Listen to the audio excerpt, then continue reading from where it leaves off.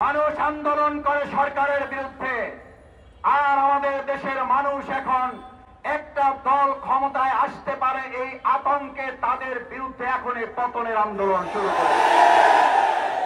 এটা পৃথিবীর ইতিহাসে কোথাও পাওয়া যাবে না। আপনারা গিনেস বুকে আপনাদের নাম লিখে ফেলেছেন, আপনারা বড় ধরনের বড় জায়গায় পৌঁছে গিয়েছেন।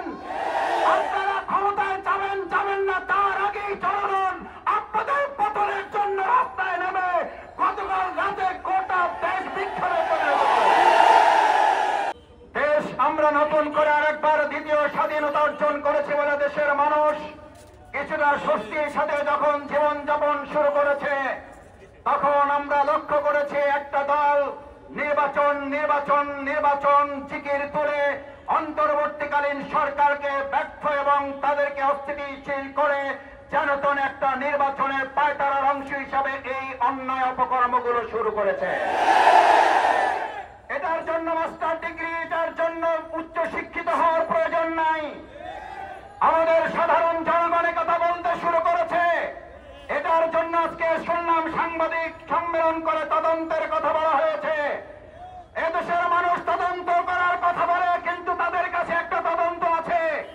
যারা জানাতানা নির্বাচন করতে চায়, অস্থিতিশীল পরিবেশ তৈরি করার মধ্য দিয়ে তারা সেই ঠুনকো নির্বাচনের আয়োজনে সরকারকে বাধ্য করার অংশ হিসাবে এই সমস্ত ষড়যন্ত্র চালাচ্ছে।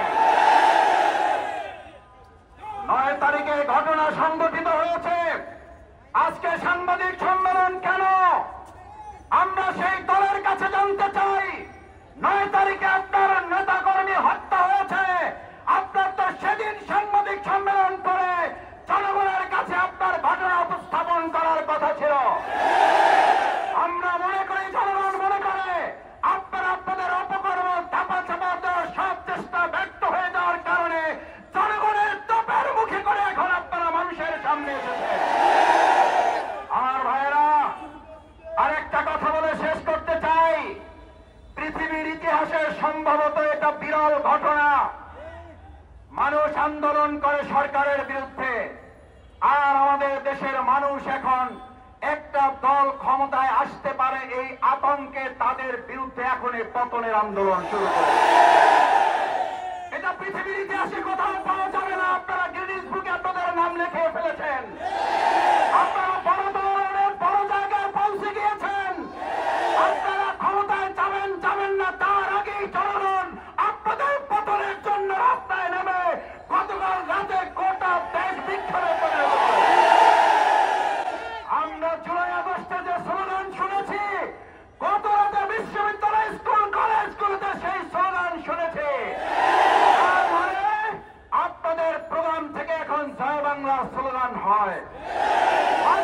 জনগণ আজ আপনাদের বিরুদ্ধে মুখ খুলে ছাত্র জনতা আবার আরেকটা 5ই আগস্টের জন্য প্রস্তুতি গ্রহণ করছে।